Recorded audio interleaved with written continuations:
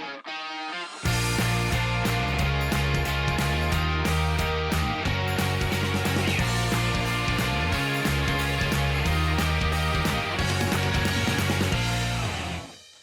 everybody, and welcome to the Kickabout episode number 15. And as always, we have Dan and Fran with us. Say hello, everybody.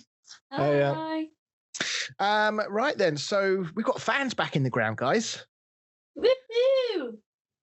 So I wasn't at this, but Dan, me and you are part of a WhatsApp group who somebody was at the Spurs game in the weekend, and he said it wasn't too bad. He said it was very weird.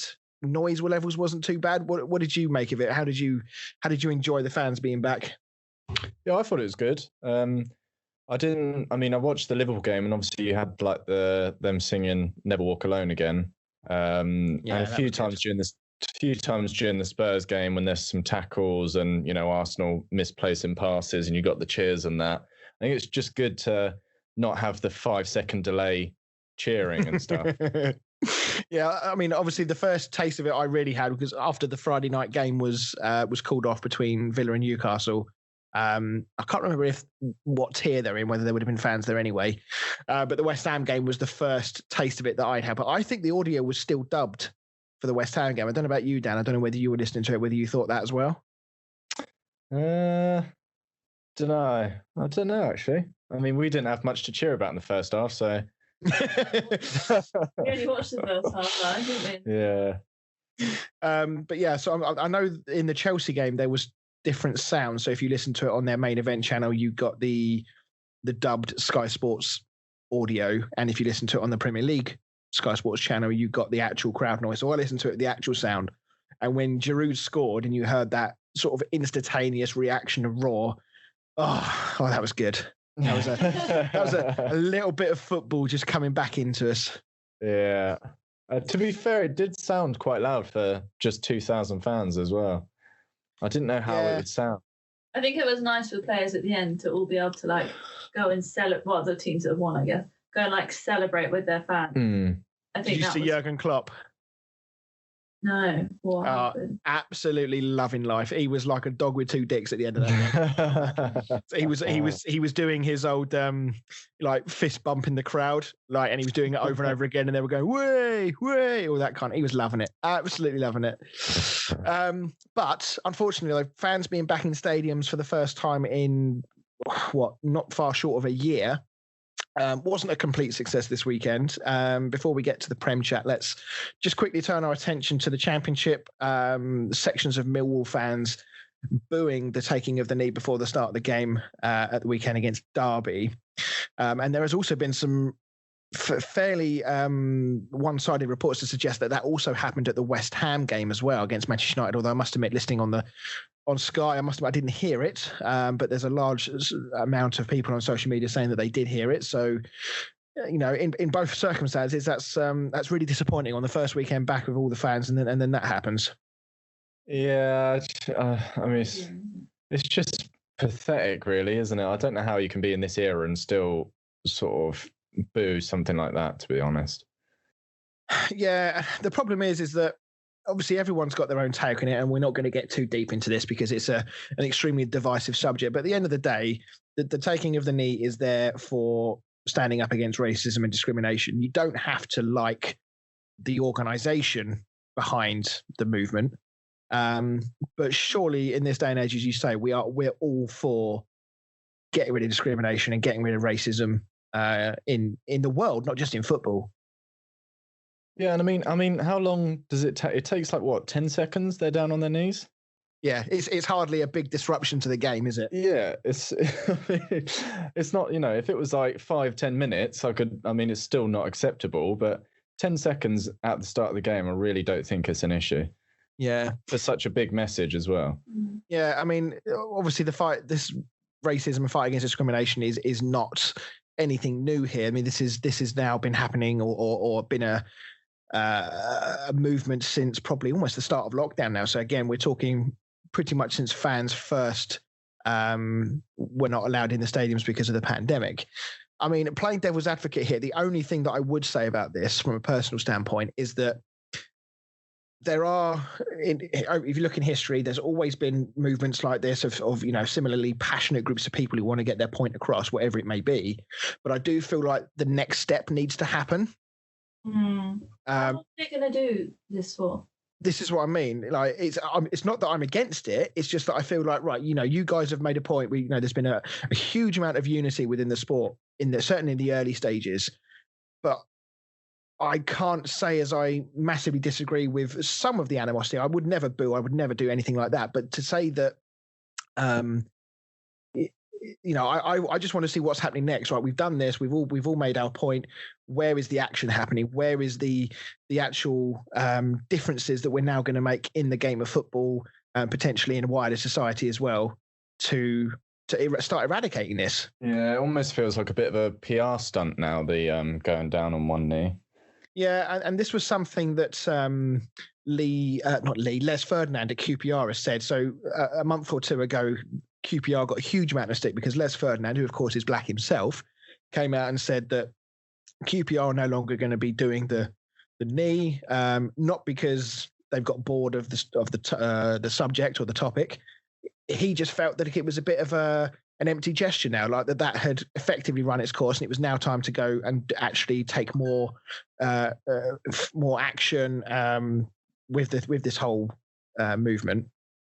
And even they now have come out and said that in the next game against Millwall, they're actually now going to take the knee, because it's almost like we've taken 2 steps forward with this unity, and this weekend is now taking it back again. So now even QPR are saying, right, we're going to get back down on the knee. We're going to show that we are still behind this. Whilst we may not have been doing the knee for a little while, we are still very much part of this, and we still very much stand up for getting rid of discrimination and racism.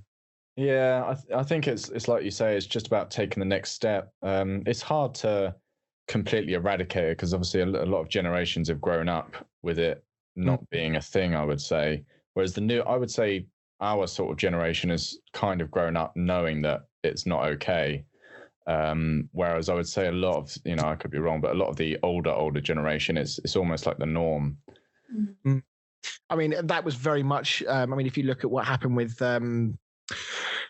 Greg, whatever his surname is, from the FA, who had to resign from his roles in the FA and with FIFA because of the comments that he made. He made some very stupid comments that in this day and age you just frankly can't say. But even he sort of came out and he was so surprised that he didn't think they were wrong. And as you say, it's a generational thing. It's an educational thing, because he's been brought up in an era where those sorts of things were said, and they were said to be okay. Do I think he's racist? No, I don't.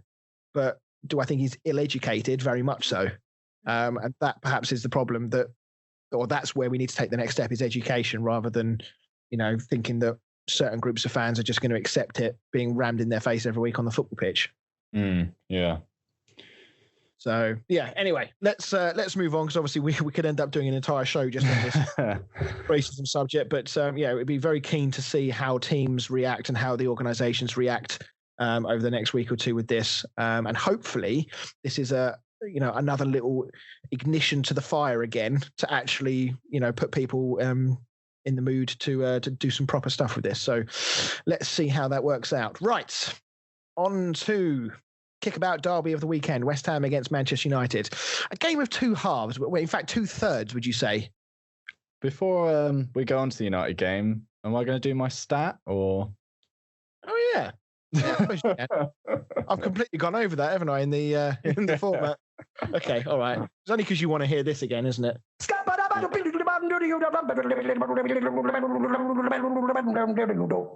Down the stat, man. Before we do this, though, there has been some scandalous news brought to my attention after last week's episode when we first aired that stat. Did you know that this was effectively the same jingle that TalkSport use for their stats on the sports bar late at night? I didn't know. So, I mean, I guess the big thing is do we sue them? I mean, that's the big question here, isn't it? I think your version's better. Oh, dear. Right. Apologies for that, Dan. Go ahead. Tell us your stat of the week. That's fine, mate. I forgive you. So since the start of the 2012 to 2013 Premier League season, Olivier Giroud has scored the most Premier League headed goals with 31. But can you tell me who has scored the second most with 27? Since 2012, 2013? Since 2012 to 2013. And I'll give you a clue, they're still playing in the Premier League to this day.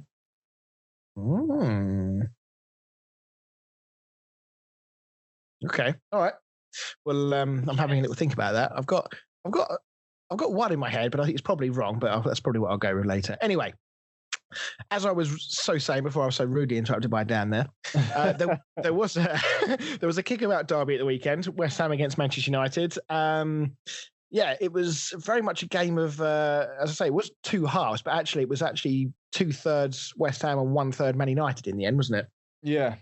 Annoyingly, I could only watch the first half, and that was the shittest half. So, did you switch off? Happy? No. Well, we went out to dinner, didn't we? Yeah.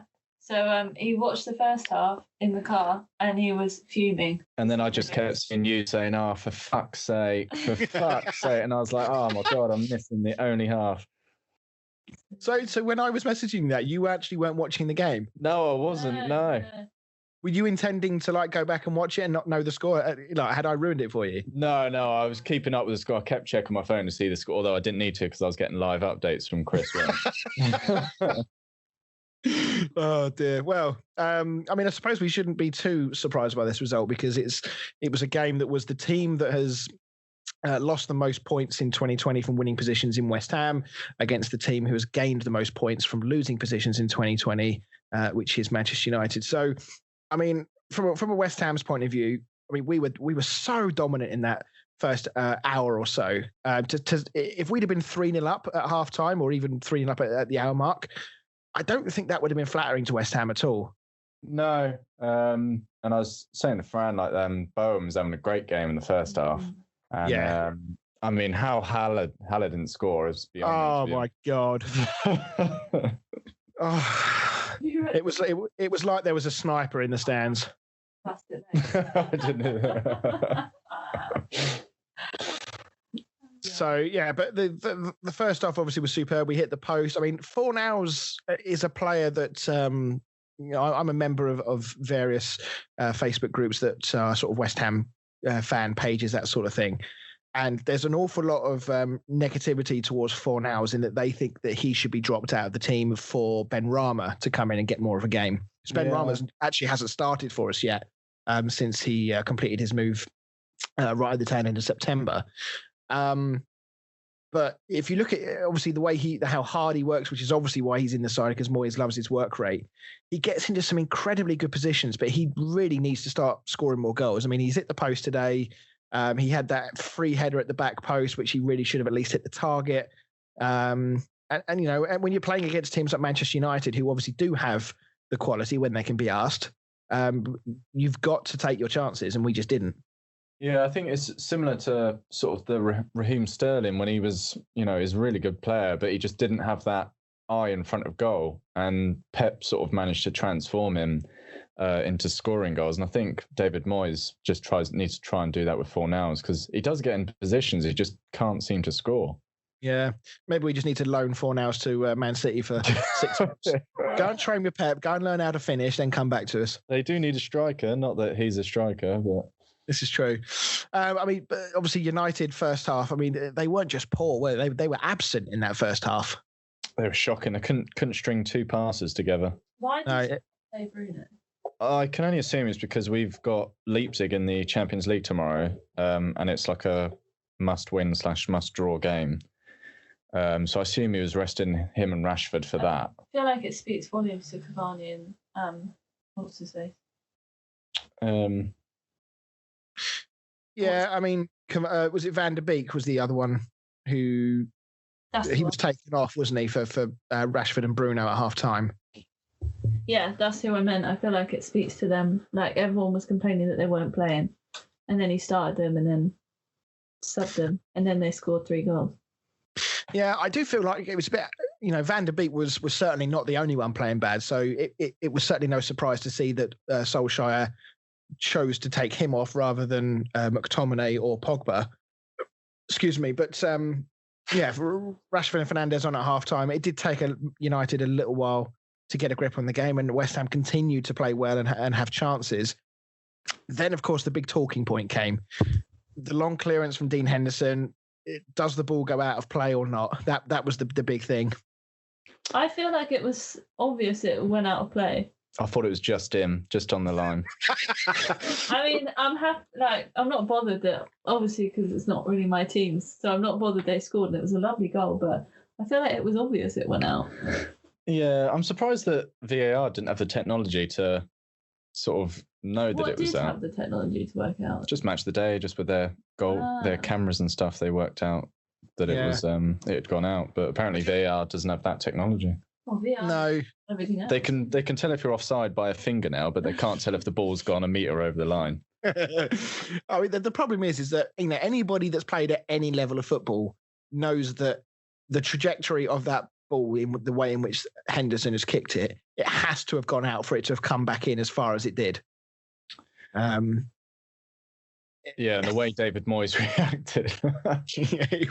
There was initial sort of just plain shock, wasn't there? Just sort of like, are you joking? Are you actually not giving this? And then he was like clapping to say, yeah, well done for making him kick it out. It's just stopped like dead. Like. Oh dear. The worst thing was as well is that Pogba, Danny Murphy was raving about him on Match of the Day on Saturday night, but up until this moment where he scored this goal, and then obviously he did start to play a little better after that, as did the rest of the United side, I thought Pogba was utter garbage. I really did. I thought he was a real liability in that midfield. Wasn't working hard enough off the ball, as he often doesn't. His passing, like everyone else, was really poor. So I don't understand why he was getting such praise from Danny Murphy. But yeah, take my hat off to him. It was a very, very good finish and a great goal. I wonder if there was a real element of frustration from West Ham. And maybe they let it get to them and they lost a bit of focus and concentration. But United very much put us to the sword after that. Yeah, I think just Bruno coming on, just it's like that extra thing in the engine, and just sort of like the nitrous in an engine, really, and just kickstarts everybody else. Yeah, he just sprays balls around the park like it's easy. But that should be Pogba. It should be, and that's what we bought Pogba for. But and shit, that he needs to sort himself out. Yeah, I'd take him down the car boot sale and get rid of him. Well, I mean, based on the WhatsApp message that you sent me earlier, Dan, it sounds like he may well be on his way again. Yeah, how long has he been with United? Since 2016, I think. But just for him to do, for his agent to come out and say that in December, just after he's had, like I said, he's had a half decent game, and his agent comes out, starts saying, "Oh yeah, he's ready to move on. He's ready to go to a new club. This, that, and the other." You've had one good half, mate. In the last 6 months to a year. I mean, saying that Paul Pogba is unhappy at Manchester United is hardly news. I think most people can see that he's not a happy camper at United at the moment. But Mina Raiola is not stupid. He's sniffing another payday. Let's be brutally honest here. Oh yeah, of course he is. Got out of the original deal from Juventus was incredible. So, yeah, we'll have to obviously wait and see whether Man United will get anything like the, was it 90, 80 odd million, whatever it was that they paid for him from Juventus. I think it was like 85, wasn't it? Something like that. I can't see them letting him go in January, to be honest. No. I don't. Man United will need Pogba to start performing if they want to get more money for him. And the same probably goes for Pogba. If he wants to command the wages that he probably thinks he deserves, he needs to start performing as well. Yeah, otherwise he'll be going to Sheffield United or something. So, yeah, I mean, Rashford was incredible. He got on the ball. Every time he got on the ball, he just looked so dangerous. We had those two moments of class from Greenwood and Rashford to seal the win. The latter being put through by another substitute in Juan Mata was a wonderful pass through from him as well. This was a real missed opportunity for West Ham. We've been in good form. The performances haven't been brilliant. No, we were quite lucky against Villa on Monday night last week. But, being so dominant in this game, if we'd have won this game, this would have been a real statement. That would have put us up to thirds. And now we're kind of left scratching our heads as to how we've ended up losing this game 3-1. So Leeds again on Friday night. It's going to be a tough game, so we've got to pick ourselves up. As a United fan, though, Dan, you're 5th in the league. I know. We were fighting relegation a few games ago. You've got a perfect away record, despite you've gone behind in each of your 5 away games this year. What made me howl is that Ollie was just so blasé about it, wasn't it? In like the post-match interview, he was just so blasé about the fact that the last 5 games, like you've gone behind but won. Yeah, as if it was like acceptable and like a normal thing. Like I get it's good that you've won for sure, but it's Man United. It would be nice if we could score the first goal and then win. Yeah, just to ease the 1 and 2 pressure goal on my head heart. starts. Home record is the 4th worst in the league. Wow. So I guess a quick question for you. I know we've obviously spent a great deal of time since we started this show talking about United and their inconsistencies and your frustrations with the team, but 5th in the league, with what has been a widely accepted pretty average performances.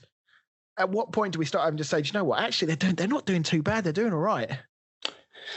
Thought you were going to ask me if we could win the league. Come on, mate. I won't open the bottle of wine until later, mate. You won't get that sort of chat from me until then. At the end of the day, if we can finish, I'll be happy with Champions League again, to be honest. I don't think you're doing that well, though. No offence to you. But I think Ollie's getting away with it. I think he's getting very lucky. But I think it's just because the league is so close. Yeah, I think so. I think he's lucky because a lot of other, like City, for example, have not been on top form. Like it's been pretty all over the place, hasn't it? So I think to say you're 5th, no offence, but I feel like that's not an accurate representation of how Man United have played this season. Well, I think it's more the fact that we keep going 1 or 2 goals down. I don't think you could, take too many. But it's great that we're coming back and winning the games, but he just seems to be 100% positive. He doesn't seem to reflect on the fact that we keep going 1 or 2 goals down and then we have a mountain to climb in the second half. And it's great that we do keep coming back, but we're not going to be able to do that all season long. And you're never going to be able to like rest your players or anything, because if you keep doing that, you're always going to have to bring on like the Brunos of the world. We just don't have squad depth, to be honest. We've got like Igalo on the bench, Lingard, Phil Jones. Fucking taking the piss. Honestly, the one thing, just picking up on what Fran said there about relying on Bruno and Rashford. This was a game. You would argue that at the moment, certainly on current form anyway, that Bruno and Rashford are arguably Man United's best 2 players. Would you agree? Yeah, definitely. Yeah. So, and this was obviously Solskjaer, as you say, has probably got one eye on the Champions League game. So this was a real chance for the rest of the United squad to sort of show that they're not a one-trick pony. They're not so heavily reliant. And actually, what we've learned now is that perhaps United are even more reliant on those 2 players than we had originally thought. Yeah, definitely. I think Greenwood could become a really good player, but since the whole England thing, he's not really featured that much. It's kind of a shame that he got called up by England, to be honest, because it's kind of slowed his progress down. Martial is just so hit and miss. I just don't think he's a striker. I don't think he's a number 9. No, he's not. You say about it was a shame that he got called up for England. I would argue it's probably more of a shame that he decided to call some birds back to his room. Well, yeah. That's the issue, not playing. Wow, yeah, fair enough. So anyway, Manchester Derby up next. This could be a good game. How do you see that one playing out next weekend? We're better against the bigger teams than we are against the West Hams. Ouch! You've cut me deep there, man. That was uncalled for. Ollie likes to play counter-attacking, and City get really, really high up the pitch. And I think we beat them 2 or 3 times last season. So I'm more confident going into the City game than I was against playing West Ham, if I'm honest. Yeah. Cool. Okay. Right. Let's move things on. So let's turn our attention now to the other end of the table. West Brom against Crystal Palace. Now, sometimes in games, when a red card happens, it can sort of tighten things up. Teams can be hard to break down. They can sometimes even play better with 10 than they did with 11. Or sometimes they can totally capitulate and fall to pieces. And unfortunately, that's what happened to West Brom in this game. Yeah, I felt sorry for West Brom, to be fair, because they were in the game until that happened. Yeah, it was 1-0 when the red card happened. What do we think of the red card? Because there's been a lot of chat about inconsistencies again. We've seen this type of kick out, if you like, in the past with certainly mixed punishments at best. I'm thinking Son, I think, did it against Chelsea last season. Yeah. I seem to remember Maguire's done it. I could be wrong with that as well. Yeah. I mean, Van Aanholt screams out in pain initially, but he doesn't start rolling around. He doesn't he doesn't drag it out. And then as soon as he sees the yellow card, he just walks away. And everybody just sort of seems to accept it. There's nobody whinging. Van Aanholt himself is not screaming at the referee to say, he's kicked me, you need to be sending him off, which, let's be honest, most Premier League footballers don't need much of an invitation to do that. And then, of course, he gets a word in his ear and he goes and checks, and out comes the red card. Yeah, I kind of agree with the red card. I think it's very soft, and usually I'd be like, it's not a red card, but I think you can either do it one way. You can either say they're all yellow cards or they're all red cards. Yeah. Because it's hard to start saying, oh, well, Son kicked him slightly harder, whereas was it Pereira? Was it? Yeah. Whereas Pereira's not kicked him quite as hard. It's just easier to say if you kick out. It's a bit like the headbutt thing. You put your head up against someone else, and it's now a red card. Every player knows you're not allowed to do it. Yeah, but it's just a frustration thing, and unfortunately, there's with VAR now, you can't get away with it. To be fair, when he brought the yellow card out, I was like, absolutely not. Purely because of like the Son incident and the other one. I was like, surely if they were reds, why is this one not a red? But I appreciate it's just tricky, isn't it? Because like you said, the levels of how, like, if Son kicked a bit harder or if he kicked a bit less or whatever, it's just, I mean, it is getting just ridiculous, isn't it? Yeah, I do think it's probably warrants a yellow rather than a red, just because it wasn't that malicious. But the fact that I think it's the action rather than the sort of contact, to be honest. Would it have been a yellow if the Son incident and the other one hadn't have happened? We're saying, I was like, it should be a red because it's happened before. I don't think so, because I think the whole argument is that it is a red card, no matter, it doesn't matter who has or hasn't done it, it's still a red card. Yeah, I guess you'd expect that when referees and the guy in the VAR chair are looking at these incidents, they're not thinking, right, we had this last season, what did we give? We better make sure we're consistent. Yeah. So that comes into it. I mean, Pereira, certainly for me, Pereira doesn't really kick out at all. I mean, there's an ever so slight movement towards him. And of course, he is giving the referee a decision to make. And of course, when it's slowed down, it makes it look even worse because, you're seeing what looks to be a much more exaggerated kick when actually, if you run it in real time, it's not anything like that bad. Jermaine Genius on Match of the Day 2 last night, when I was watching that, he brought up a quite an interesting point. He said, you don't have to go back that long in football to go back to a point where referees would just look at that, sort of laugh at each other and go, come on, lads, if you want to get each other's number, have it at the end of the game, get on with it. Stop fighting. Yeah, I agree. I mean, there wasn't much in it. I think he's literally just sort of just kicked out slightly in frustration, but not malicious. And he's not trying to hurt him. He's just sort of, it's like a get off me type thing. Yeah, it's almost like he was bracing himself because he thought Van Aanholt was going to fall on him or something. Yeah, but I think just the move and the action in general, unfortunately, is just a red card full stop now. There's no like grey area. So anyway, so obviously that meant that West Brom had to play the thick end of an hour with 10 men, which was never going to be easy, especially for a side that's been struggling to keep out the goals in the first place. Palace obviously put them to the sword. Benteke getting amongst the goals. Do you remember Benteke? Remember him, the guy who used to be awesome at Villa? Got that big money move to Liverpool and has only scored 3 goals in his last 52 games for Crystal Palace. He's now got 2 in one game. And he just, you know what? There was just a few little signs there, especially the second goal was outstanding from him. Yeah, I mean, so they repeated the same stat twice with the whole. At first, they said, "Oh, it's his first goal," or he's only scored 3 goals since his last 52 games. And then when he scored his second, they then repeated the same stat because they just couldn't sorry, believe. Mate, if I said it for a third time, have I really annoyed you now? No. But the 2 players that really stood out for me was Eze and Zaha. Palace have done so well keeping Zaha, haven't they? Yeah, they have. Yeah, he's a great player for them. They're going to miss him I think he will eventually go. I can't imagine he'll be there much longer. He should be. Yeah, I think he deserves to be at a team at least fighting in Europe, to be honest, not like towards the bottom of the table.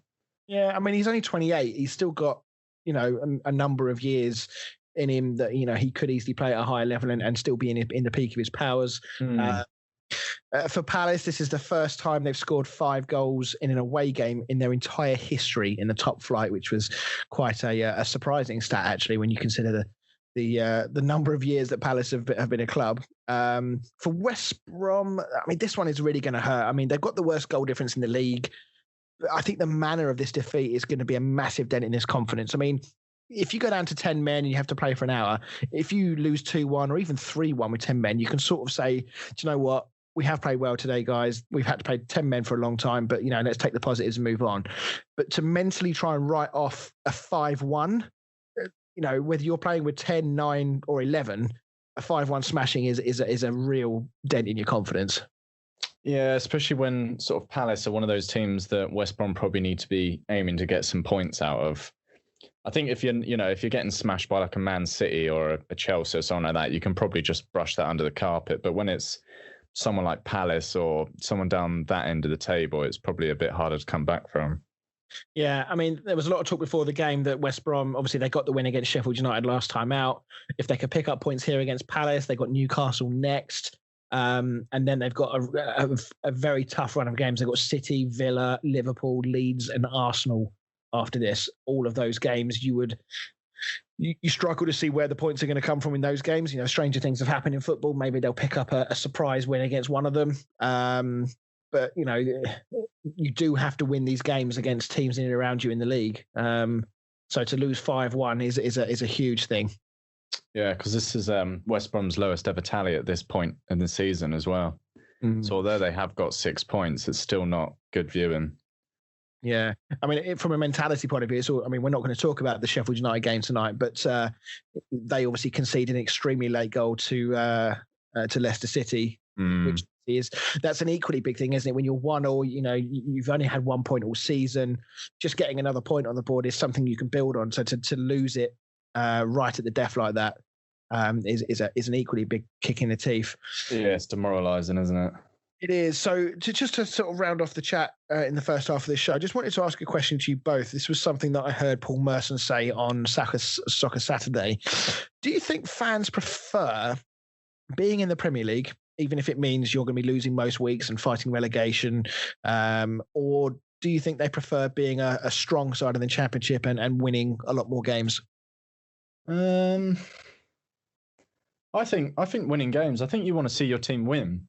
I mean, well, have you preferred this season or last season so far? As a West Ham fan, yeah. Well, there's no question. Obviously, this season we're winning games. We're not looking over our shoulders at the trap door. So yeah, absolutely, this season. I mean, I think we'd need someone on that has sort of that supports the team that has sort of been in that situation.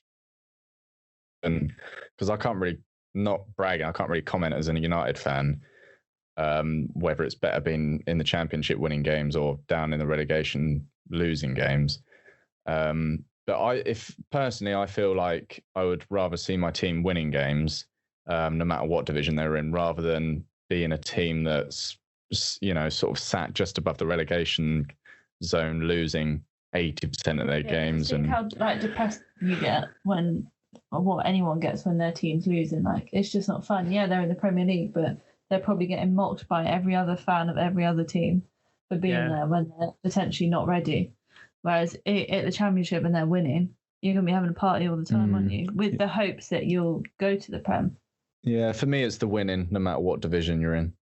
Yeah, I think I probably agree. I mean, I think back to the 2 times that West Ham were relegated in sort of fairly recent memory, sort of in the last 10, 15 years. Whilst it was shit to go down, actually the 2 seasons we had in the Championship, or the 3 seasons we had in the Championship rather, they were actually very exciting because we were winning games every week. We'd suddenly gone from being one of the weak sides in the Premier League to be the strongest side. So you had that kind of, big boy mentality all of a sudden. And and as a club who hasn't won a trophy for 40 years, which is a painful point in itself, the fact that we got to the playoff final on both occasions when we got promoted and won the game, that was effectively a cup final for us. And it got the fans a chance to go to Wembley. It got them a chance to see the team lift a trophy, even if it was, it wasn't a domestic cup competition, but it was still a trophy nonetheless. So I'm wondering maybe if it's different for. I'm just trying to think of an example team. Maybe look at like sort of Bournemouth last season. I think their fans would be enjoying this season a lot more than they were last season, just for the fact that they're winning games and they're near the top of the Championship. I don't think they would say that they enjoyed last season more because they're in the Premier League. Yeah, I wonder if it's different for the teams that you would class as being yo-yo teams. So, your West Broms, your Fulhams, perhaps. The teams that will almost certainly come up every year when they get relegated, but then almost certainly go down again. If you're a team that's, say, like Blackpool all those years ago when they got into the Premier League, it was such a surprise and so amazing to see them in the Premier League that regardless of the fact that they did they survive the first season? I can't remember. I don't think so.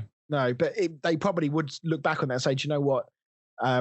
We freaking loved it. We're a team that realistically was punching way above its weight by getting to the Premier League. We had a great season. We had some memorable nights in the league. We competed against some great teams and had all these top stars come into our little stadium. But now they've gone back down again. They're sort of like they're back down at their level, you would say, for the time being. Whereas, it's very different for a West Brom side that's just constantly, one season is really happy, the next season it's like, when hurry up and get relegated, I want to see us win a game again. Yeah. And I think, if you look back at sort of teams, if you say to Sheffield United fans, like, oh, do you remember that time we got promoted to the Premier League? They're going to remember that a lot more than, do you remember that time we stayed in the Premier League? Yeah, exactly that. Right. Okay. Let's take a break. After the break, we're going to talk about the 3 current title contenders.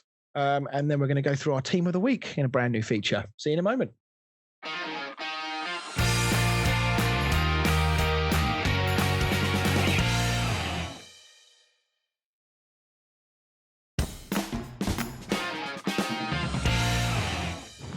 Hey everybody, and welcome back to the show. So before we get on to our listener segment, I just want a quick reminder of our competition that we're running, and also an update on what our plans are for the Christmas period.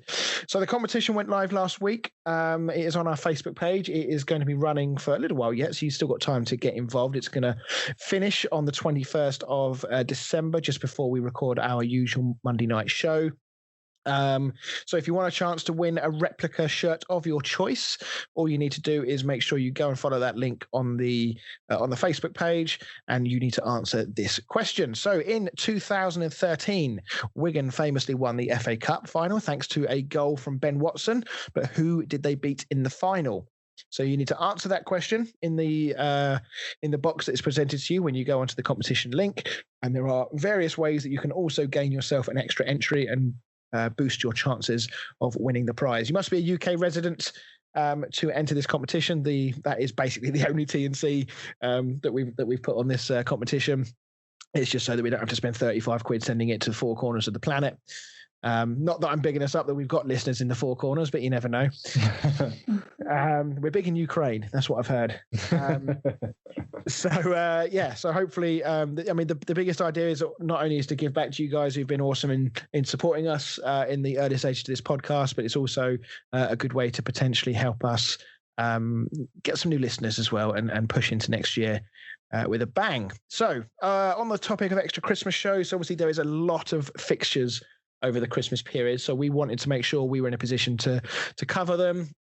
We did talk about whether we were going to do sort of specials and one-off shows and bits and pieces, but in the end we thought, you know what, there's so much football over Christmas, let's just throw a few extra shows in over the Christmas break. So you can expect shows from us to be released on Friday the 18th of December, on the 28th of December as well, which is a Monday morning, and also on the 31st of December as well. So this is just basically just to get us around and navigate all these extra random days in which these lots of fixtures are happening. But as long as you're subscribed to the show, you'll obviously get all the new episodes as they come through anyway.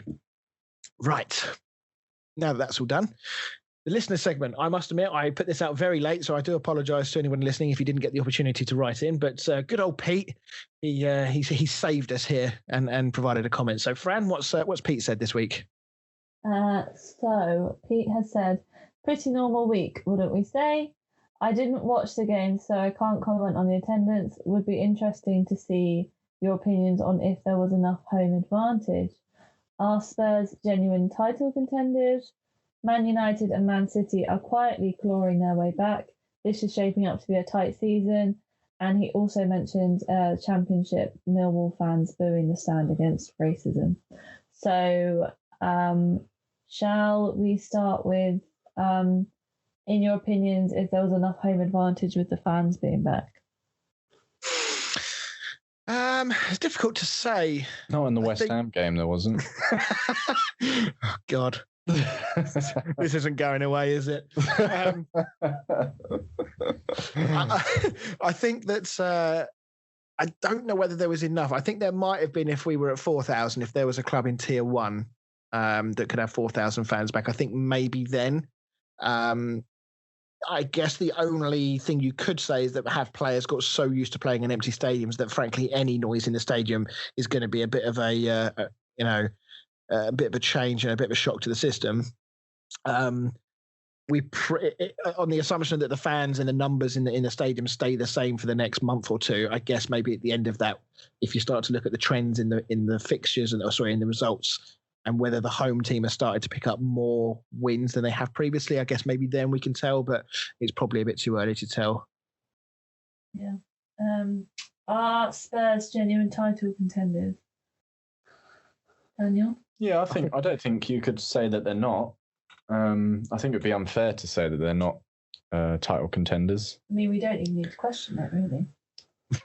still very early in the season. It's very early, and look at you've won like 2 or 3 games, and now you're 5th. Like, yeah, it changed very, very quickly because it is so tight, which is good. Well, you guys were saying a few weeks ago that City were probably out of contention, and now they're straight back up there again. Yeah, it can happen. Yeah, a couple of wins makes a big difference. The thing I would say with Spurs, I mean, if this was any other manager in charge, I would say that there is a good chance that they're gonna fall short.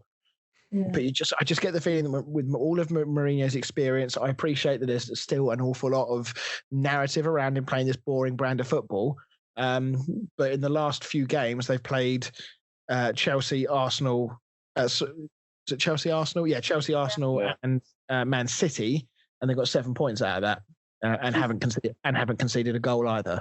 To be fair, I think with Spurs, it's very much a case of depends on whether Kane and Son get injured or not. Mm-hmm. Yeah, I feel like if they were to lose them like they did last season, they could fall apart a little bit. Yeah, yeah, I would agree. Man United and Man City quietly clawing their way back. Yeah, we'll probably win the league this year. Honestly, a couple of wins and he's like the joy to spring again, isn't he? Ollie's at the wheel, give him a longer contract. That's what I say. I'm enjoying it while it lasts. But no, Man City, obviously, as you say, quietly going about it because obviously all the stories are around Liverpool and Chelsea and Spurs at the moment. So Man City's poor start actually, this probably helps them actually. You know, take the attention away from them. So let's get a few wins. Let's sort of quietly get ourselves back in the conversation, and then maybe the confidence from doing that will allow them to become contenders again in a few months' time. Yeah, I think City were always going to be up there, just had a very slow start. And I think it helps both of these teams, City and United, that, every team has sort of had not a slow start, but been inconsistent. It's the word I'm looking for. Just keeps the season very open at the moment. Yeah, absolutely. That's it. Did you say that? Yeah, and we obviously about that. Yeah, we've talked about the racism angle. So thank you very much, Pete, for that. Let's get on with the Premier League chat. So let's go to the aforementioned Spurs. They played Arsenal at the weekend, and feels like a bit of deja vu from their Man City win, doesn't it? It was quite similar, wasn't it? Yeah. It's very quick start again, wasn't it? Was it? Yeah, I don't know how many minutes were on the clock, but it was just classic 14, 14 I think, when he scored. Just classic Mourinho, just devastating on the counter. It's now Arsenal's worst start to a Premier League season. I mean, I am now very, very much fully distancing myself from the Arteta is doing a decent job chat that I said earlier on in the season. I'm now fully on board with the Arteta has a very hard job at Arsenal chat. Just interesting, just before we carry on, do you remember when we spoke about head injuries and David Luiz and Jimenez? Was it last week or the week before? Yeah. He's still out injured from that clash of heads. So if ever you wanted proof that he should not have continued in that game, the fact that he's still injured, 2 weeks on or whatever it is, that's your answer. Yeah. So I think going back to the game, it's Son and Kane again, isn't it? Just that link up between the two of them. Yeah, and they're both scoring and assisting each other again, aren't they?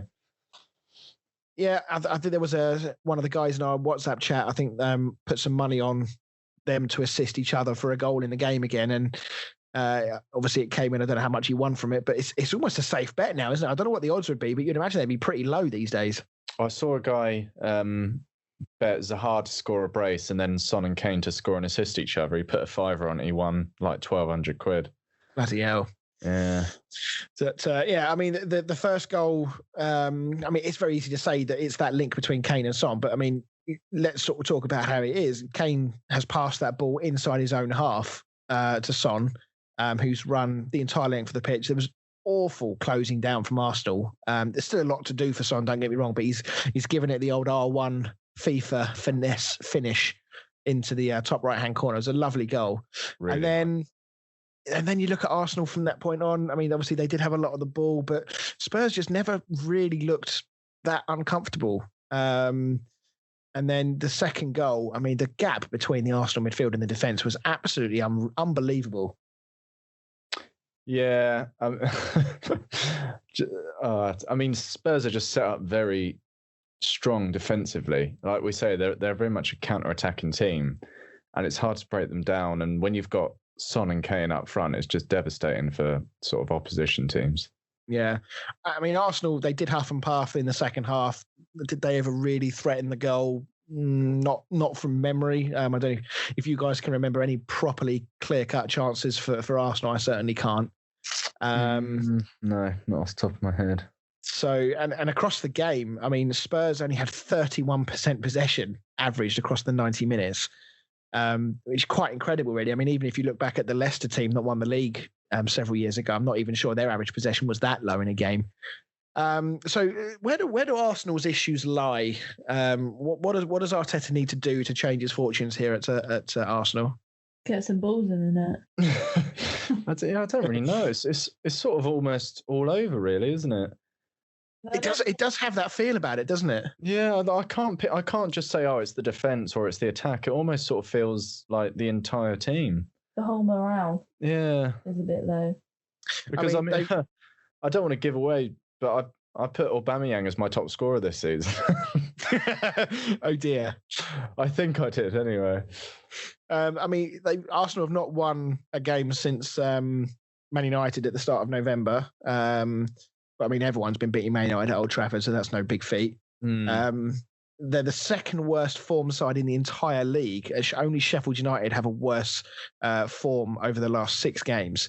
They've already lost 6 games this season. They've lost double the amount they've won, haven't they? Yeah. Is there too much of a reliance on Aubameyang in this team? I mean, obviously, we all know what a player he can be, but he's only got 2 goals this season. He's only got 1 assist. He's only got an extra goal in the Europa League. I mean, in fairness, he's not been playing a huge amount in the Europa League, but this time last year, he had 7 goals. Yeah. That's a big drop-off. And when you don't have any other players in your team that, Lacazette has got it in him to be a top goal scorer, but I don't think Arteta trusts him enough to make him that main threat through the middle. Well, I think he plays him there, doesn't he? He plays Aubameyang on the wing. Does he? I thought he played Lacazette in sort of a winger / sort of false 9 position. No, he has Aubameyang out on the left wing, and then Lacazette plays as a central striker. Oh, okay. All right. Well, I retract that comment then. I think if Aubameyang was his main striker, he'd score a lot more goals. I don't know. Yeah. I think he just has, because obviously Aubameyang has the pace. I think that's why he's pushed out on the wing, and he wants to try and play them both. But I think it's almost like sort of Martial and Rashford. They both want to play in the same position. Do you think his job's in danger? I mean, he's very defiant after the game, saying that he's going to keep going, the team's going to keep going, etc. Well, I mean, for a team that's desperate to get back into the Champions League, being sat in 50, I know it's still a very open seat, and like we've said with Man City and Man United, we've been saying, is it too late? And then like 3 games later, they're back in the top 4 again. Yeah, but it's not looking. I don't look at Arsenal the same way I sort of look at Man City and United. I can't sort of see where that win is going to come from. Yeah, I mean, and if you look at teams like Man United, I know we've obviously given them a lot of stick, or given Ollie a lot of stick, but they do have those players in the team that can change your game, as we saw at the weekend. They've got Fernandes who can make things happen whenever he feels like it. You've got Rashford, who's just so direct as a runner. He's so fast. He's so dangerous. And they do have quality elsewhere on the pitch that can really turn a game. And I just feel like Arsenal just don't have that. No, there's not. I don't really see anyone on their bench that they can bring on. And like I've said before about other teams where they have those players they can just bring off the bench, and they can help change the game. Yeah, I just don't see one at Arsenal where I see if they bring him on, he'll sort of help them change that game. Yeah, I mean, Arsenal, for me, they just need like a really creative player, someone who's like really good on the ball, someone like a Mesut Ozil. That's so. For Spurs, though, obviously still they remain top. We've mentioned about how well they've done in their previous games against Chelsea, Arsenal and City. Would you say they're here to stay for the time being, or do you think sooner or later this sort of game plan of Mourinho's is going to come unstuck? Yeah, I can see them dropping away. I think, Kane is fairly injury prone towards the end of the season. Son might be all right, but I think they will lose one of those 2 players. And I mean, you've seen in the Europa League when they don't play, Spurs are awful. They sort of drew with Antwerp, and I can't remember the other team. They drew 3-3 the other week when I think Son and Kane weren't playing. But I feel like we do have some more players coming up. Obviously, we've got Gareth Bale, and then Lo Celso's done real well, and third line's playing a bit more, isn't he? Yeah, but I mean, I was watching the game. I think it was Jamie Redknapp was saying you could put Son and Kane into any team. He said if Arsenal had Son and Kane up front in that game, Arsenal would probably be winning it. Yeah. I'm actually quite looking forward to watching. Obviously, Spurs have had some quite tough games lately, and obviously they've done very well. But I'm actually quite looking forward to seeing them play against the lesser sides, if you like, the teams that won't so readily throw the proverbial kitchen sink at them.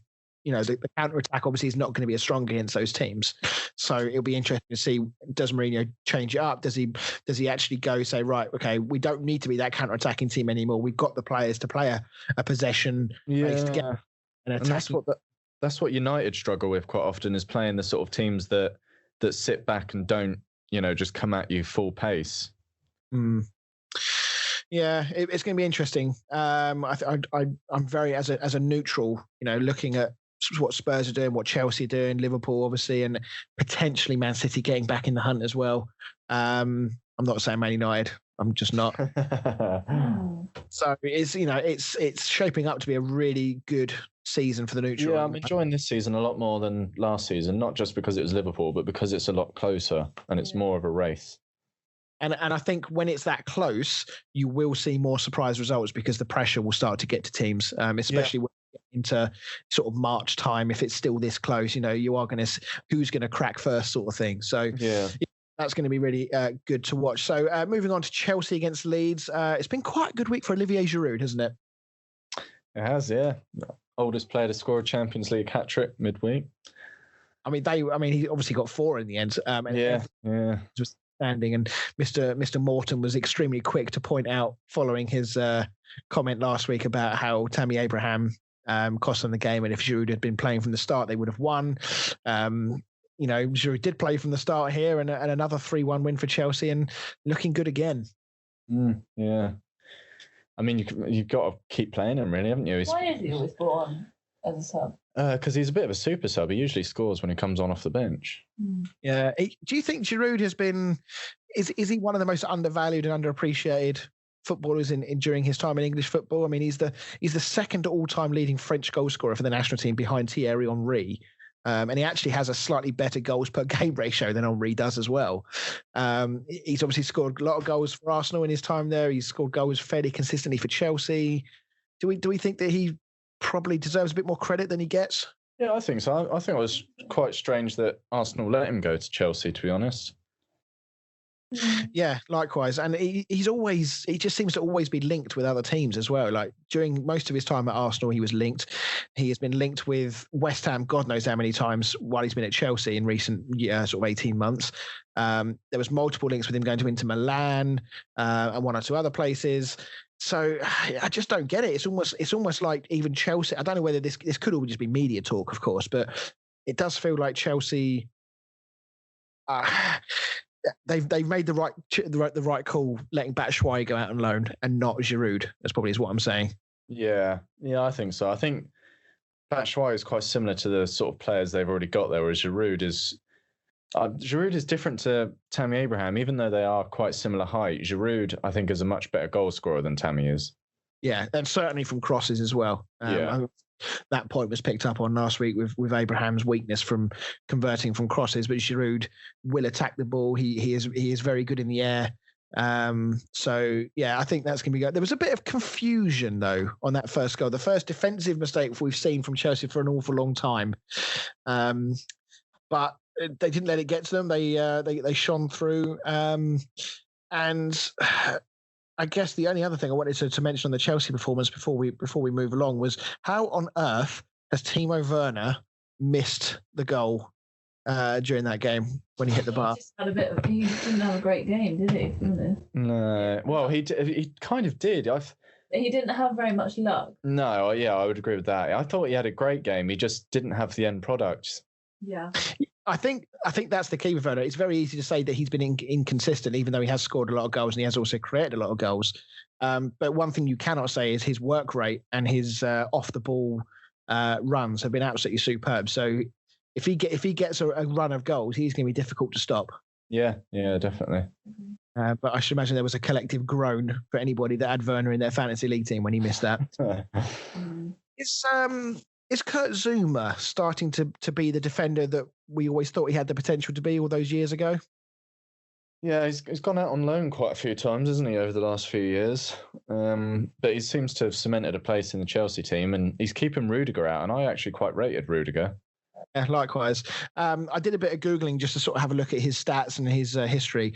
And do you know what Kurt Zouma's middle name is? I can't tell you I do, no. It's Happy. Stop it, is it? It's Kurt Happy Zouma. How amazing is that? What made you find that out? How did you come across that? Because I wanted to see when he first joined Chelsea, so I just quickly went on Wikipedia, and obviously it has his full name as his information. So yeah, on that point, he's been at Chelsea for 6 years now, and of 3 of those seasons, certainly recently, he's been out on loan. He played quite a bit last year, but this year he seems to have just really cemented that place. And I wonder if the arrival of Thiago has really helped him. Yeah, probably. It's just an experienced centre-back alongside him. Because he's a very strong player and he's quite quick. And obviously he's scored a goal at the weekend. He scored a couple, I think, actually, this season, similarly from the air. Yeah. So, looking forward to watching them continue as well. So for Leeds, sort of their indifferent form continues. Has the fear of playing against the hardworking Bielsa side disappeared now, or is it just a case of that whilst Leeds are still a very good side and the step up in quality means that their style isn't always going to work? Yeah, I don't think it's a fear thing. I think at the end of the day, you've got to remember they've literally just come up from the Championship. I said a week ago or so that it's very easy to get carried away with how well these teams have started, like Aston Villa and Leeds and stuff. But you've still got to remember that, Aston Villa were on the brink of relegation last season and Leeds have literally just come up. So I think both teams, their targets would have been staying in the Premier League. Anything above that would be a plus. So, but they didn't have a bad game, did they? I remember watching it at the start thinking, how do they lose? Yeah. Well, I don't think Leeds have had a bad game all season. No. They've come up against some teams that have been incredibly clinical against them. I mean, I think back to the Crystal Palace game, the Southampton game, where the goals scored against them were just of such quality that it was a bit like, well, shit, well, we can't really do much about this. So yeah, I any team that's going up against them is going to have a hard night. If somebody's going to get 3 points off of Leeds, they're going to have to really work for it. Yeah, but they're fun to watch as well. I enjoy watching Leeds play. Yeah, they're a good side. They do push the ball around a lot. So just looking forward slightly, we're now starting to look towards some of the big games. Now we've got a little bit of an idea of the picture or what the picture might look like in a few months' time at the top of the league. We're now sort of casting our eye into the future to look at some of the bigger games. So Chelsea on the 2nd of January, they play Manchester City. What a big game that could be. Yeah, definitely. That's one for the New Year's. So everyone's hangover on New Year's Eve. Actually, no, that's the 2nd of January, isn't it, dickhead? What am I talking about? Well, I suppose actually after 2020, people might go on a 2-day bender, so you might have a hangover after all. Right, let's final Premier League game of the day we're going to talk about is Liverpool against Wolves. We'll keep this one fairly brief. For all of their injuries, including Alisson, who's out of action again, they just sort of get on with it, don't they? Everything is so impressive about what they do that no matter what negativity is around the club on the pitch, they just do the business.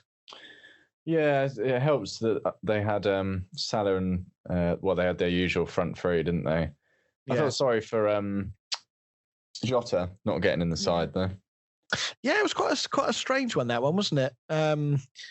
He's obviously been in incredible form. I don't think Jota will care too much. I think he knows that the front three at Liverpool have been so good for so long. He can't expect to come in and just, kick Firmino out of the team forever. He got subbed last week for Mane. So because like a couple of weeks ago we were saying like, is Firmino going to be kicked out because of Jota? But actually last week he started or got subbed in for Mane, and Firmino stayed on the whole time, whereas this time it was Firmino. I think Jota will probably start in their Champions League game midweek. I imagine that's probably why. But I think they don't know which player they want to keep from their normal front three. I don't think they know which player they want to potentially lose for him to come in for. I think it's just rotation. I think that's mainly it. I think you're always going to have those front three. I don't think Jota's ever going to push his way into that front three. I think it's just a case of, with the amount of games on at the moment, it's just rotating. Yeah, I just found it interesting how I guess it was the media or the pundits were talking about Firmino's place when it was actually Mane that they took out first for Jota. Firmino. I think to Dan's point, I think the fact that Liverpool have always had that front, or they have had that front three now for a few years, not had that fourth striker who can come in and really fill the boots of any one of those players should they get injured. And now they've got that. They've now got this wonderful opportunity where, they are fighting for trophies on several fronts. So they've now got the ability to rotate that front line round. Yeah. And with Jota coming in, he doesn't weaken them. He actually, if anything, he improves them in certain aspects. So in Liverpool, from an attacking point of view, Liverpool have got an embarrassment of riches, really, going forward. Quick word for Kelleher, I think that's how you pronounce it. He was preferred in goal to Adrian after an impressive debut midweek for Europe. He had a cracking game, didn't he? He did, yeah. Is he a youngster? He looked quite young. I don't really know much about him, to be honest. So apparently I don't know whether he was bought by Liverpool from Ireland, but he apparently has played in the Irish Republic of Ireland League, I believe. Which obviously is not with the greatest respect in the world, it is not Premier League level. But obviously Liverpool have seen something in. They've got him over, and he's doing a bit what Emi Martinez did for Arsenal last year. He's had to obviously be patient behind someone like Alisson, who, let's be honest, if he's fit, he plays every week. But when you get your chance like this, you have to take it. And Kelleher is doing just that. Yeah, he had a great game. Made quite a few big saves as well, which is what you want to do in your debut as well. Yeah, he just looks so confident. Adrian, for all his shot-stopping abilities, he does have that aura of chaos about him, doesn't he? Like he's just one misstep away from throwing the ball in his own net, sort of thing. So, but just Kelleher looked very calm, looked sort of a wise head on young shoulders. And Wolves are no mugs, and they've been on good form, and they really did test him a lot. But Liverpool just sort of brushed them aside with ease, really, at times. I mean, Wolves did push forward. They created one or two good chances, but Liverpool just deadly, weren't they? Yeah, and it was that front three again, wasn't it? Although Wijnaldum's goal was pretty nice as well. Yeah, it was. The first goal was a bit of a soft one. The usually so reliable Connor Cody. I'm not entirely sure what he was trying to do, whether he was trying to chest it back to his goalkeeper or whether he was just trying to use his chest to usher the ball away from goal, but he sort of did neither, and in the end cushioned it down perfectly for Salah to rifle into the bottom corner. Yeah, I think the expression on his face sort of looked as if he thought he had all the time in the world, and then it almost looked panicked when he saw Salah in the corner of his eye. Yeah, well, any defender would do when they see Salah coming out. Yeah, of course. And then for once, I mean, we've not actually, apart from the Man United West Ham game where we said was the ball in or out, which VAR wasn't able to determine anyway, we actually, from memory, I don't think there was a VAR, a really controversial VAR one in particular. And we actually had an example of how it works quite well on occasions with a rightly overturned penalty in this game. Yeah. I think Connor Cody knew it wasn't a penalty. I think he was just hoping more than anything. Do you think he was sort of desperately trying to make amends for the mistake that he made? Yeah, I mean, you could see when Henderson was going mental at him, he was walking away. He wasn't like fighting his corner. He was almost sort of laughing it off type thing. Yeah, I mean, he had a bit of an action-packed day, Connor Cody, because he actually almost scored later on. He brought the ball down inside the Liverpool box, and as he went to shoot, Fabinho just took it off his toes and cleared it away. And then you mentioned goals there from Wijnaldum and Matip, and then an OG later from Nelson Semedo. And talking of the bigger games, we talked about Chelsea. I mean, mark your calendars for this one. So 16th of December and then the 27th of January. Liverpool against Spurs. What a pair of games they could be. Yeah. Which one's home first? Do you know? Oh, now you're asking. Hold the line, caller. Hold the line. I always do this for you, don't I? I know. Yeah, you'd think I'd be more prepared. Liverpool are at home for the first one on the 16th. That will of December. Be interesting. I'm glad it's that way around, actually. Yeah, it could be. Even though it's early on, it could be a pivotal moment. Sometimes if you do win, it can be a real sort of laying a marker down.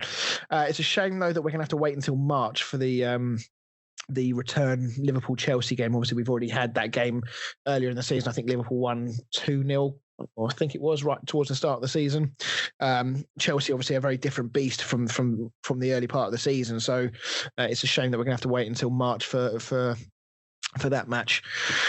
Right. So that concludes our Premier League chat for this week. Let's go into our team of the week. I need to come up with a jingle for this as well, don't I? Yeah, a lot of jingles. I know. We can just make a jingle episode. Just don't talk, and I'll just push buttons for an hour and a bit. Right. So me and Dan have put our team of the weeks together. So we'll start with the goalkeepers. Dan, who did you have in goal for your team of the week this week? I've gone for Nick Pope because without him in goal, Leicester would have Everton would have 100% won that game. He made a lot of crucial saves and he kept Burnley in it to get a point. Yeah, very good choice. I went with Kelleher for Liverpool. I thought coming into the side for a Premier League debut against a team like Wolves who put him under a lot of pressure. He had to come and claim a lot of crosses. He made some great saves and overall looked like a veteran goalkeeper with his performance. I thought he was outstanding. Right, defence. I went with a back three just because the midfielders I wanted to include was too many, so I had to change the formation slightly.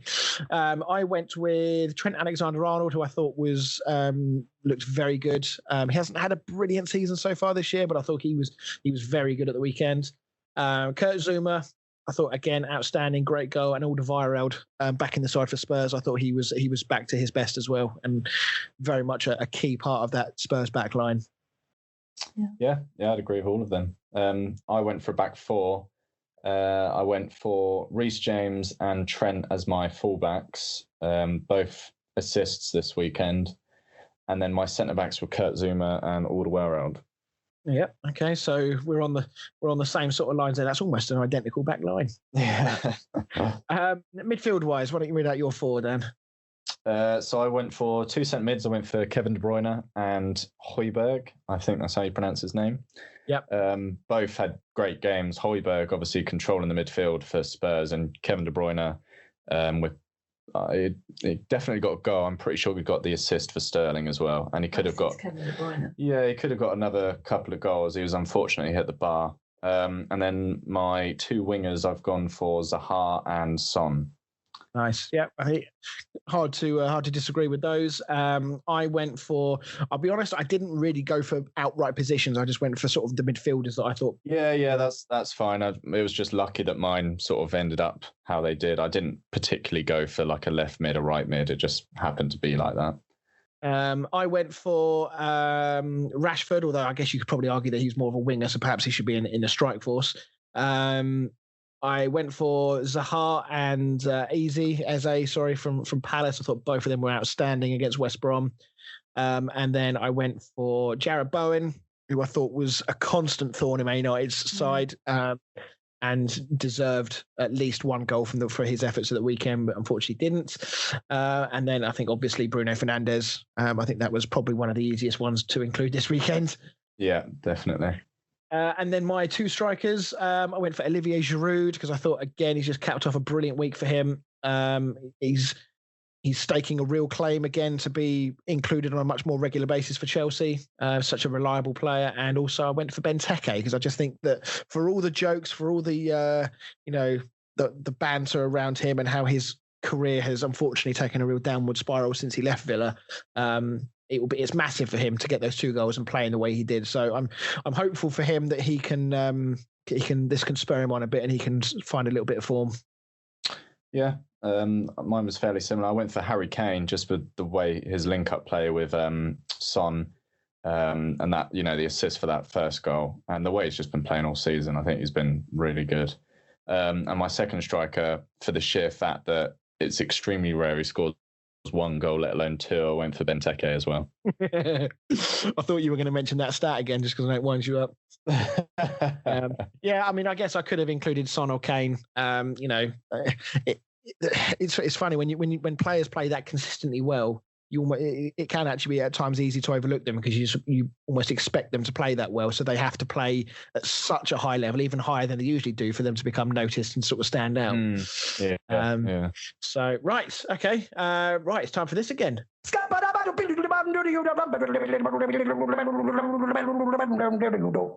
Damn the stat man. That's never going to get old. I know. It will. I think it will. Right. So since the start of the 2012-2013 season, Olivier Giroud has scored the most Premier League headed goals with 31. But can you tell me who has scored the second most with 27? I'm actually going to go for Olivier Giroud. You think he scored the most and the second most? Okay, I've had a shocker there. Sorry, I've had an absolute shocker. That wasn't who I was meant to say. I just had it in my head. I was actually going to say Antonio. I know he scored a lot of headed goals for West Ham, but I'm not sure whether it's that many. Okay. The correct answer is Christian Benteke. Is it really? Yeah, he scored 27. I love that goals. stat from you. Yeah. Well, bearing in mind he's only scored 3 in 52 games, apparently. Those 27 headed goals must have come a long time ago. I know. Imagine how many. He must have scored so many during those first couple of seasons. I guess for Aston Villa. Yeah, it must have been. I mean, I can't remember his scoring record for Liverpool. I know it obviously wasn't very good, but maybe he did get a few there as well. I don't know. Right. Well, that answer from me there doesn't give me much hope for the game show that we're about to go into, but let's see if I can recover some dignity in this.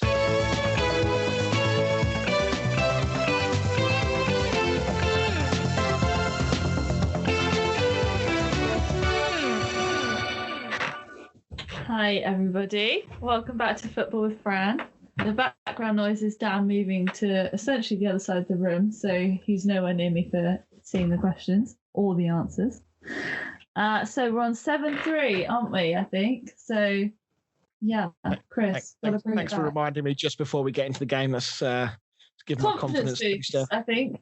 Be United. Be a Man United. Bring it back. Right. Okay. So first question. Who was the only player to score a Champions League hat-trick for Chelsea? Whatever. Is it UEFA? UEFA Champions League hat-trick for Chelsea. Yeah. Before Giroud did it, I'm assuming. Yeah. Before that. Ever. Blimey. Giroud. Wow. I mean, the Champions League's only been going, 15, 20 years or whatever it is. So not long. Maybe actually might be a bit longer than that. But God, blimey, there's so many names I could pick out here. This is a total guess. How long is the program going for? Like 20 odd years. 92, so just short of 30 years. I asked that before. Yeah. Okay, well, I've got an answer. It's a guess from a number of potential answers here. Okay. Dan, have you got I think mine's wrong, but I've got an answer. Okay.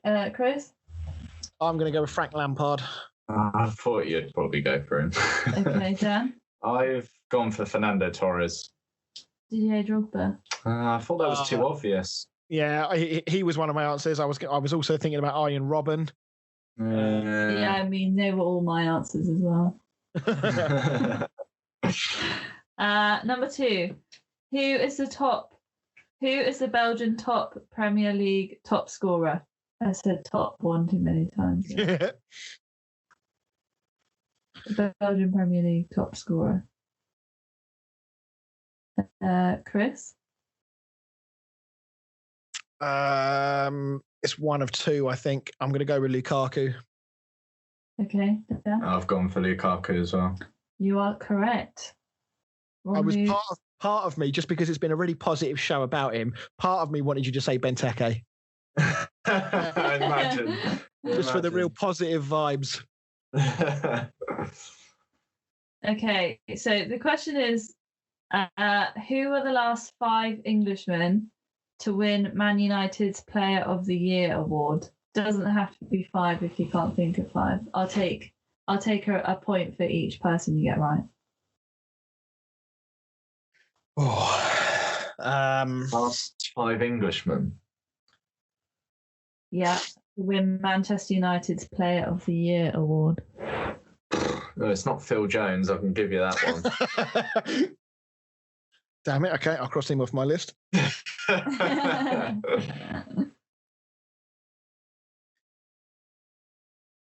Probably not. To be honest, I'm probably not going to be able to name 5. I mean, no. I'm assuming that we're not. It's 5 different names here. It's not the same person winning multiple different. If it helps, I recognise all the names. If that is any help. Okay. All right. I'll take a stab. Dan, have you got answers? No, not yet. Give me 2 seconds. I need some film music, don't I? I need to be able to just. They date back a bit. Yeah, I thought they might. A few recent, a few not so recent. I need one more. Well, you ask Chris, and I'll just quickly write down. Oh no, because I might cheat. Yeah, that makes sense. 2 6. I've got it. Right. Okay, right, Chris, go on. Okay, Wayne Rooney. Correct. If you're saying they're going back, Rio Ferdinand. No. Oh, too far back, obviously. Paul Scholes. No. Oh, fucking hell. Oh God, that's thrown me now. A very obvious United player. Well, you can't change his answers if you've. Well, no, that's true. Sorry, Chris. Shouldn't have said that. Did you say British, by the way, or English? English. English, okay. Oh, there's probably one really blatantly obvious, and everyone's screaming at their radios or phones or whatever listening to this thinking, how come you haven't got this one? Oh. I'm going to have to rush you, Chris. Rashford? No. Oh, for God's sake.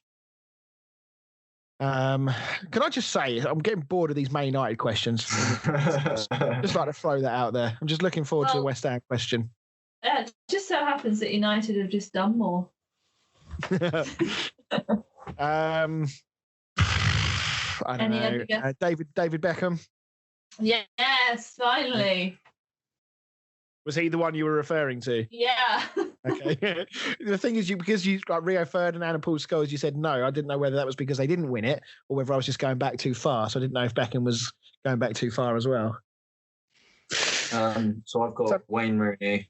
Oh, cheat. Yeah, it's done 5. You got 2 out of 5. Okay, yeah, that's fine. That's fine. I've got Wayne Rooney, Marcus Rashford, Rio Ferdinand, David Beckham, and Michael Carrick. Yeah, Michael Carrick. Oh, and he's always got a one-up me, isn't he? Such a The other ones are Teddy Sheringham. Yeah. And oh God, how far back is that? Luke Shaw. Wow. Teddy Sheringham, 2001. David Beckham, 1997. Okay. But yeah, Luke Shaw, 2019. Didn't see that one coming. I think was that under Mourinho? I think so, because Mourinho loved him.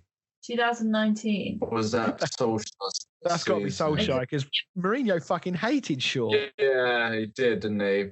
Yeah, absolutely. Yeah. It was a bit. Yeah. Yeah. Right. I mean, Mourinho's biggest troll was giving the Player of the Year to bloody Scott McTominay, and he only played like 2 games. Right. Next question. Along a similar vein, so we'll see how this goes down. Who were the last 5 Englishmen to win the Premier League Manager of the Month award?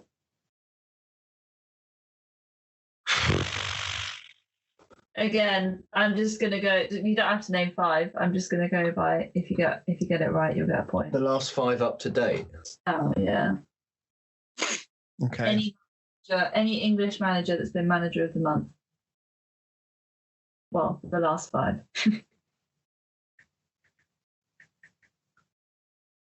I can hear you typing away. How many have you got so far? I got 2 at the moment. Chris, how are you looking? I've got 3 guesses, probably 0 right answers, but hey, let's not have that attitude. struggling to think of English managers in the Premier League. Yeah. I mean, I don't know because I've got the answers in front of me, but right. I'm gonna say 5 more seconds. Let's take a stab then. Okay, go on, Chris. Eddie Howe. Yep. Which I don't know how far we need to go back here, so I'm going to say not too far. Roy Hodgson. No. Okay. Sam Allardyce. That's probably a bit ballsy. Yeah. No to Big Sam. Oh, good. Frank Lampard. Yeah. And my last guess will be 4. Did he ever win it? I don't think he would have done. I can't think of anybody else. So I'm going to say Steve Bruce, but I'm 99% certain he didn't. No. Unfortunately. Right, Dan? I went for Chris Wilder. No. Oh, really? Yeah. I thought that'd be a shoo-in. You said that. I was assuming that was a yes then. Yeah. Frank Lampard. Yeah. Eddie Howe. Yeah. Well, he is. Yeah. Oh. Roy Hodgson and Steve Bruce. No, so the others are Sean Dyche. Oh, yeah. Darren Moore. West Brom. Wow. Yeah. Paul Clement. Right. Paul Clement. Swansea City, January 2017. Apparently got Manager of the Month. Wow. No, Frank Lampard and Eddie Howe. How did Chris Wilder never get a Manager of the Month? That's crazy, isn't it? season that he had last year. The entire season. Well, can I just say, I think it's really good that me and Dan are, we're so in sync. We're coming up with the same answers. Right, last question. Who was the youngest manager to win the Premier League title? Oh God.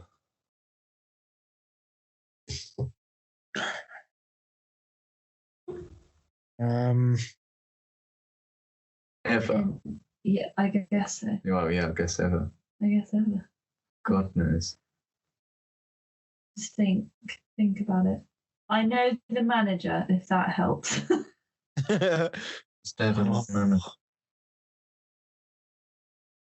Youngest ever manager to win the Premier League title.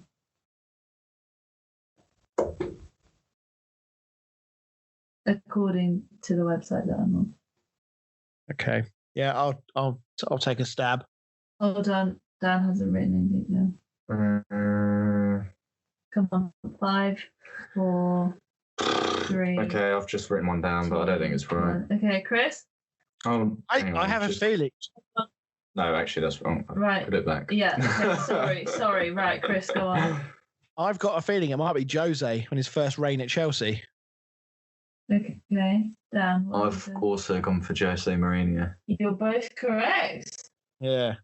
Which, I'm so sorry, Chris, but that means that Dan wins.